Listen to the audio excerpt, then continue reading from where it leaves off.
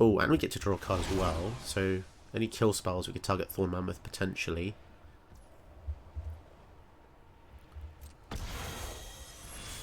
So they paid for that. We get to draw a card.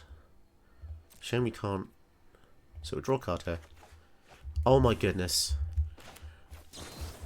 That is a unbelievable top deck. So if this resolves, we win the game because they only have one flyer. Incredible. Sometimes you make a deck and you don't actually realise you can have loads of fun with it.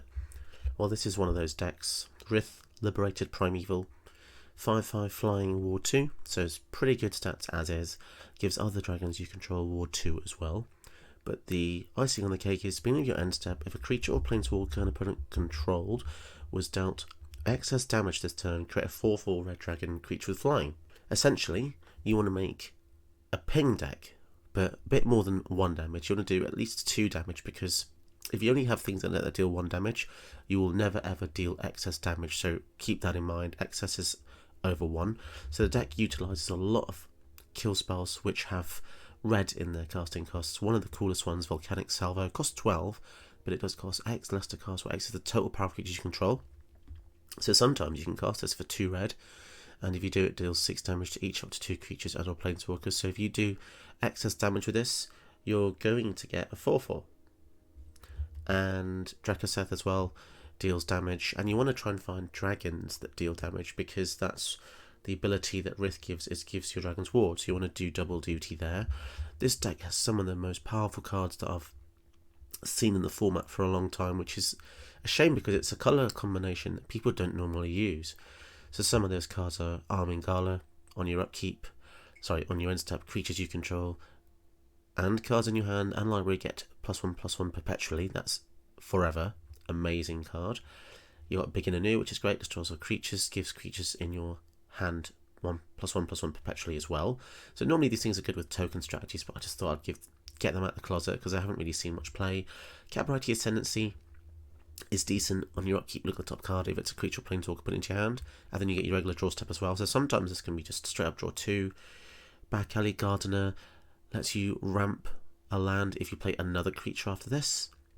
And then probably one of the most broken cards in the whole format is Cabarete Rebels, which I rarely get to use. But whenever you cast a creature spell, seek a creature card with lesser mana and put it onto the battlefield. So these 4 cards alone are worth just making a Naya style deck, and it was really fun to use. Just even if you don't get out the dragons, this guy can probably kill people by himself as well. So it's mixing a lot of things: dragon tribal, ping tribal, and just good card tribal, I suppose. One cool little thing, you can see the name of the deck here, Ping Pang Poom. Tell me in the comments below if you understand this cryptic deck name. And yeah, be cool to see if people understand. Maybe it's too easy, maybe it's too hard. But yeah, tell me below how you think I came to this deck name. Yeah, I'm not going to give you any clues, but if you do, I'll be very impressed.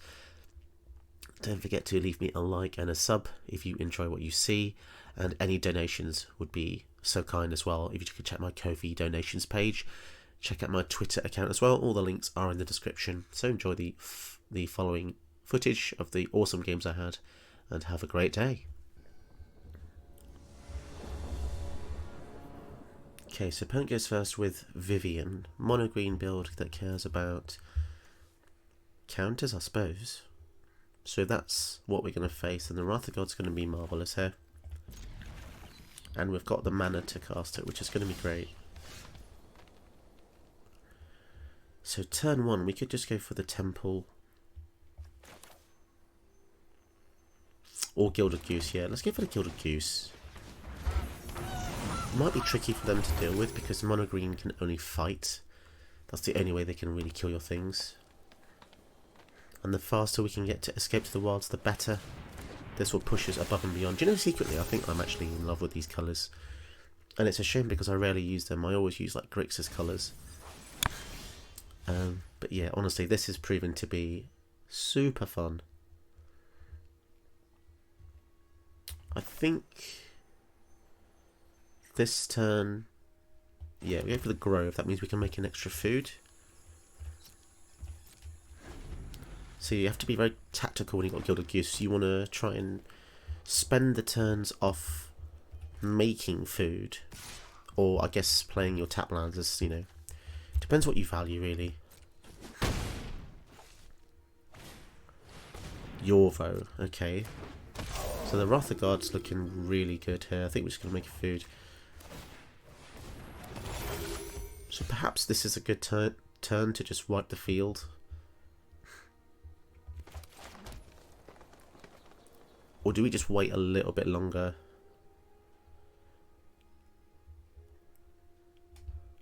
Nah, let's just get rid.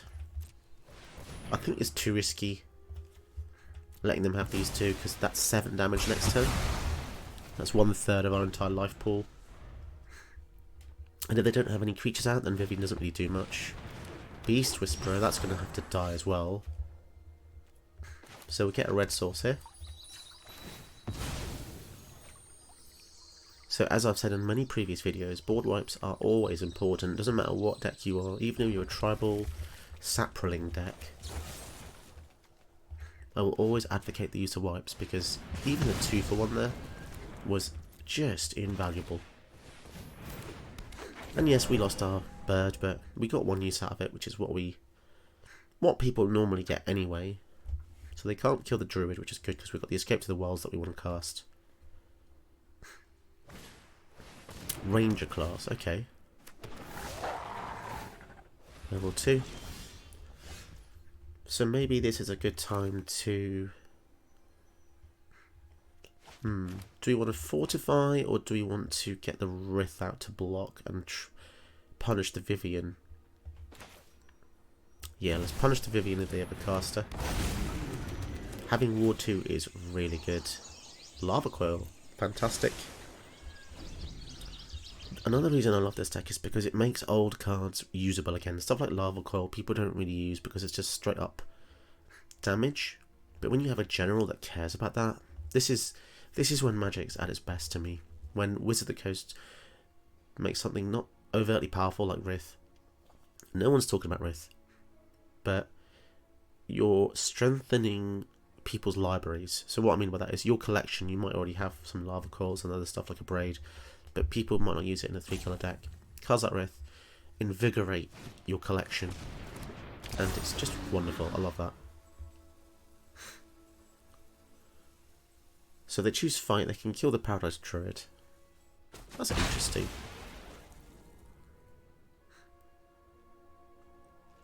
So, looks like we will be getting a 4/4 here. So let's kill the Hydra. And then go for the Carnelian Orb. So this will help future dragons.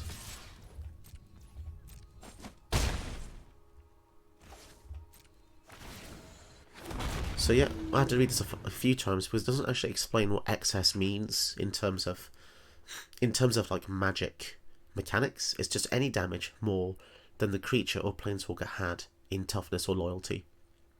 So they have 2 loyalty, and then you deal 2 damage. That's not excess. Just to confirm. I know it's probably obvious to a lot of you, but maybe some of you found it not as obvious. There you go. That's the power of just creating a free 4/4 off doing something you would normally do anyway.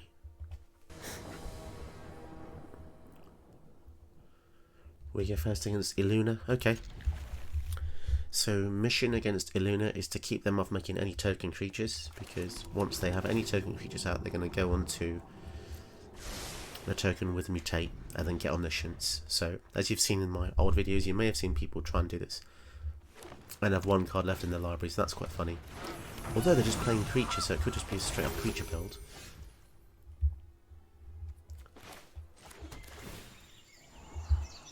Which would certainly be interesting, because I've never seen an Iluna deck with just mutate mechanics. It's normally just cheat omniscience into play. So that would be awesome. Our hand is absolutely stacked. If we get the Fire Emancipation out, things are looking great. Triple damage. So they are ramping hard here. So first things first, let's kill the goose. We always want to take their mana down a bit, unless they protect it here, which would be annoying. And then we can go for Elvis Mystic.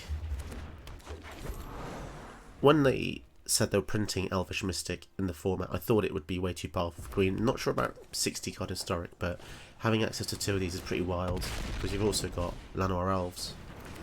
Oh my god, they've got so many things. Okay, I guess we go for Goldspan Dragon then. Which gives us a treasure. Okay, very nice. And then now, next turn, we can go for the Emancipation. Wow, as if that's 4 mana. Crazy. 1 less to cast if it has Mutate. Goodness. Okay, here we go. So it doesn't look like they're doing anything too broken, but that remains to be seen. See what we get, what permanent they get on top. Okay, they get another mutate creature. So I'm not too scared yet. Interesting. Put that onto the battlefield or into your hand. So they chose hand? Okay. So they don't block here, they will take 12 damage.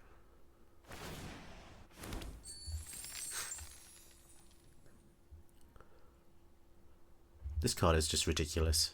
Triple damage. Mark Rosewater must have made this. There's a thing about Mark Rosewater, he just loves cards that say triple and cards that say double. But yeah, let's go for Mina. So if they do target any of our things, we're going to be able to draw cards, which is nice. So Mila does 6 as well if that ever gets in. Migratory Greathorn. Okay. I wonder if they have any removal spells.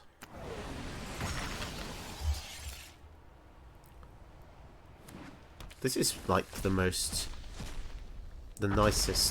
Iluna deck I've ever seen. I mean, I know they've just got a Nazal, but by now I'm normally dead, to be honest. Okay, Nazal. So that's going to be a really good blocker for them on the floor. But the only blocker they have for the Iluna deck is the Iluna, so let's see what they hit here. Is it the Llanowar Visionary? Okay, so yeah, it's just a ragtag bunch of creatures. Pretty cool. The Nazal was a fantastic hit for them. So they can't attack, because if they do, we just swing over the top and deal 12. Which means all their eggs are in this basket. And also we get a... We're going to get a dragon with the Rith, because we're going to deal 12 over 6. It's a shame that Mila isn't 3 power, because then it could have challenged the Nazal. Alas.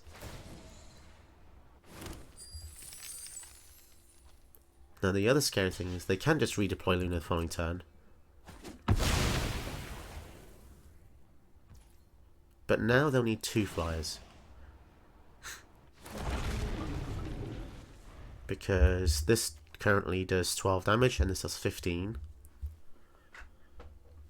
A board wipe would be sad. Okay, so it's currently 1 blocker. They could just get another one into play, of course. I'm still confused why they... I suppose they wanted to mutate this. That makes sense, actually.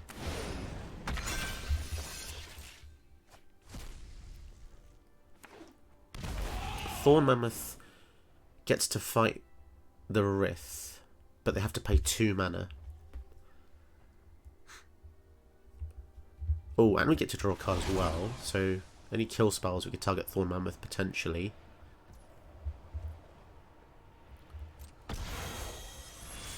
So they paid for that. We get to draw a card. Shame we can't... So we'll draw a card here. Oh my goodness. That is an unbelievable top deck. So if this resolves, we win the game because they only have 1 flyer. Incredible. Oh my god, I cannot believe that. That's crazy. That was a crazy top deck. Tamiyo, oh, thank you so much. Okay, opponent's going first with Tamiyo. Not something you see every day, so I'm guessing it's going to be a Simic rampy, control-y style build. It's hard to say until we see it. It could be a graveyard deck.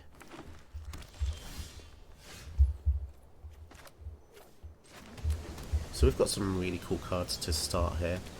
Cultivate's going to be nice. Cobra. So Cobra, they can get Tamiyo next turn. Let's give it a Sundown Pass. I think we will cycle these scattered groves later on, I think.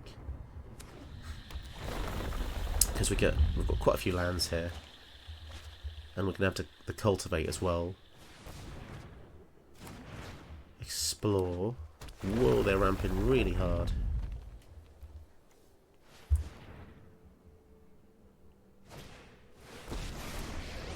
So if they're a counter deck, they can just... Oh, they've got so many gross things they can do. All because of the Lotus Cobra as well. Yikes. So I think next time we're going to have to Cultivate. Discover the formula. Well, there's definitely a control combo build here. It's pretty scary, actually.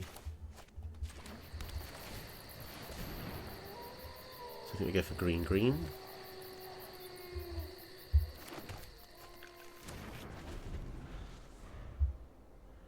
So if we can resolve the back alley gardener, that would be great, because then we can get to ramp after we cast a Mystic. This is just so good. The art looks like Star Wars as well. Pretty cool. Whenever one or more other creatures enter, seek a land, put them battlefield tapped. Amazing. Simply amazing.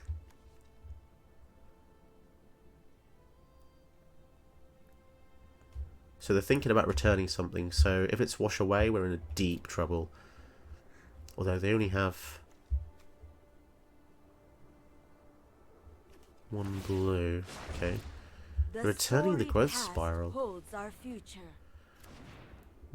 That's interesting. Swinging them. Okay. Do they have more counter spells? Oh, sweet. Okay, resolving this. I've noticed it says seek a land card. Wow, doesn't even care what land it is, does it? That's pretty crazy. Any land. Doesn't even say seek a basic. I think you will find my notes helpful.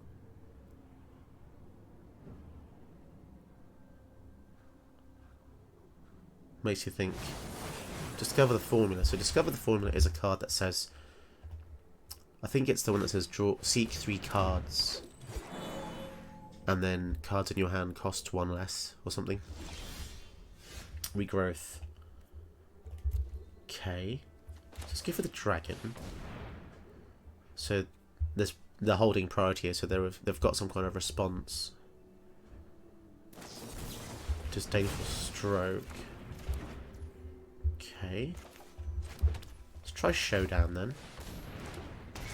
Wow, resolving that is pretty wild as well.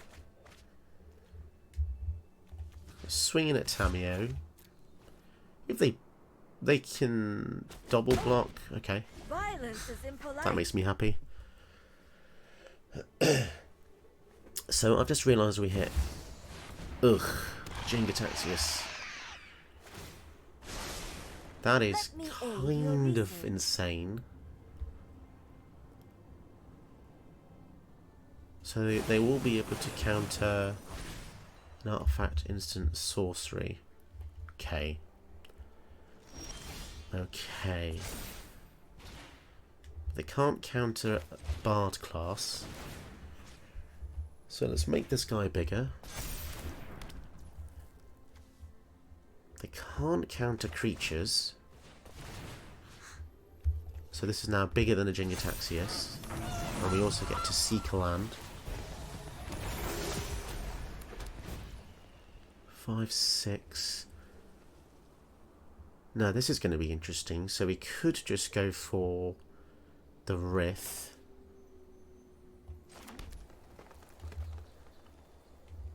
So what we can do.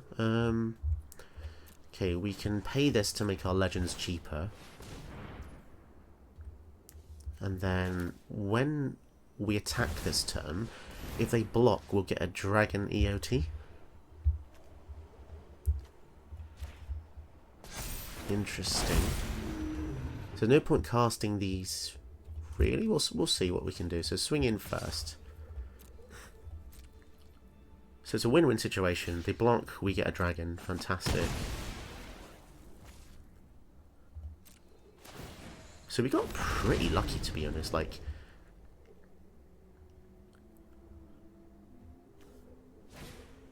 being able to cast the majority of our things without any hindrance was pretty crazy.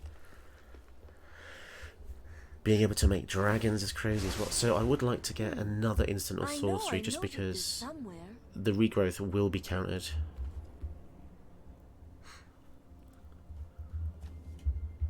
So many cards in the graveyard as well to return.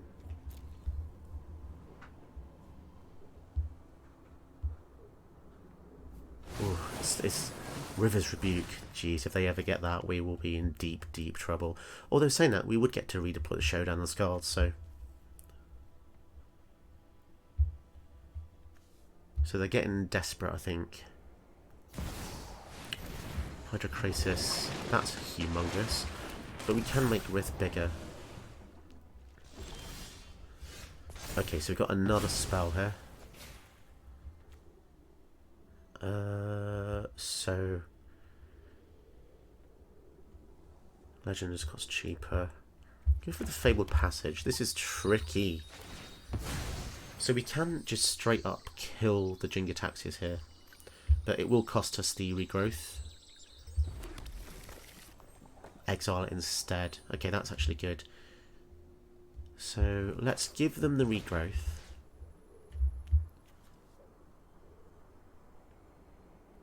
Yeah, I think we're going to have to do this. We do not want them to copy spells. Pump up the Rith. So that gets countered. And then we can kill the Jinn and exile it, which is great because it means that they can't get it back with the Tamiyo. Wonderful.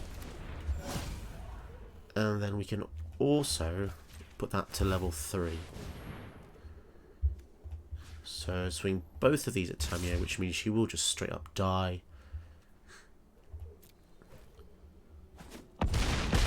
Okay, so all stories must end. Fingers crossed. If they get a River's Rebuke again, we're dead. Not dead, but just kind of screwed. They still only have one blue source here, but they have, I guess they got the Arcane Signet. Oh wow, the synergy with that is crazy. So a dragon comes in, we seek a land. That's mental. Mental. Doesn't even care if the creature's a token or not. So Tamiyo. Like the phases of the moon, life waxes and wanes. We can even start, like, probably just flying the dragons in to their death as well. Choose another card. Time Warp. Okay. Ugh. Just gross cards in their deck. And then Nissa. Okay. Well, we're really going to make the most of our dragons here. I think we should be able to deal quite a bit, to be honest. Behold, nature's true power. Spit Flame. Okay.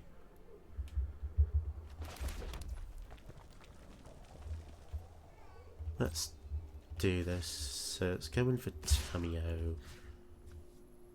I think we do it like this.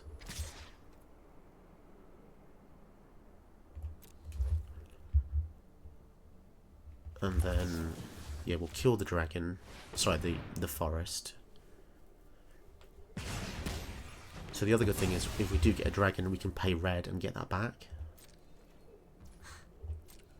Holy crap. So we're going to get another dragon, another land, and Spit Flame. That is pretty crazy. Eventually, we'll maybe get to a point where all the lands are out, and we should just be drawing gas at that point. 73 though, they've got a long way to go. They're 59? Goodness. I guess they've milled like 16 cards. So I think split flame in this deck is crazy. Into the Royal, returning that. Interesting how they chose this. Oh, absolute domination. That felt incredible, especially given what the opponent had there. So the takeaway from this deck, from this game, would be split flame is awesome, and so is back alley Gardener. Definitely put those two in. Fantastic. Don't forget to check out more of my videos, and also my Ko-fi donations page. You can donate as little or as much as you want.